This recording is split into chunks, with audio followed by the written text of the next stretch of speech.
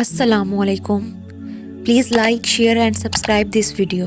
جو لوگ میانہ روی اختیار کرتے ہیں کسی کے محتاج نہیں ہوتے. جو علم کو دنیا کمانے کے لیے حاصل کرتا ہے علم اس کے دل میں جگہ نہیں پاتا. دولت رتبہ اور اختیار ملنے سے انسان بدلتا نہیں، اس کا اصلی چہرہ سامنے آ جاتا ہے. خوش نصیب وہ ہے جو اپنے نصیب پر خوش رہے.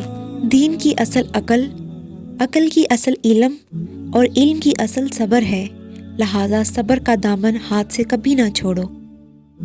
بعض اوقات اللہ کا بندے کی درخواست کو قبول نہ کرنا بندے پر شفقت کی وجہ سے ہوتا ہے.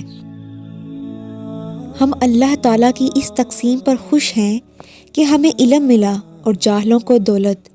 مال تو ان قریب فنا ہو جائے گا اور علم لازوال ہے.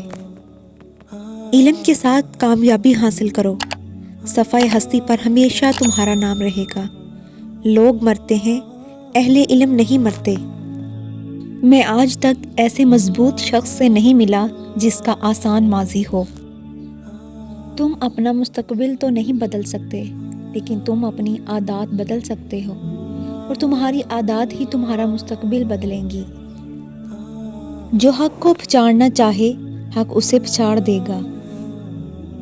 آخرت میں نیکیوں کے مطابق مرتبے ملتے ہیں، اس لیے نیکی کرو.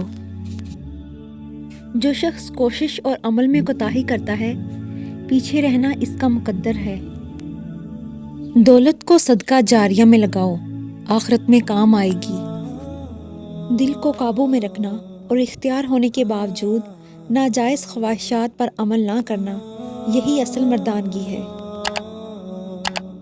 جھوٹ بول کر جیتنے سے اچھا تم سچ بول کر ہار جاؤ. گمراہی اور سرکشی کے ساتھ فتح نہیں ہوتی. حقیقی بڑا تو وہ ہے جو اپنے ہر چھوٹے کو پہچانتا ہو اور اس کی ضروریات کا خیال رکھتا ہو. مال حرام سے صدقہ دینا ایسا ہے جیسے ناپاک کپڑے کو پیشاب سے دھویا جائے. جتنی چاہے نمازیں پڑھو اور روزے رکھو، اس وقت تک فائدہ نہیں پا سکتے جب تک مال حرام سے پرہیز نہ کرو گے. دنیا تمہیں اس وقت تک نہیں ہرا سکتی جب تک تم خود سے نہ ہار جاؤ. اپنے آپ کو سب سے بہتر سمجھنا جہالت ہے. ہر شخص کو اپنے سے بہتر سمجھو. بھوک کے بغیر کھانا مکروہ ہے، کھانے میں نقص مت نکالو. اگر ناپسند ہو تو مت کھاؤ. اس طرح کی مزید ویڈیو کے لیے اس چینل کو سبسکرائب کریں، لائک کریں اور کامنٹ باکس میں کامنٹ ضرور کریں.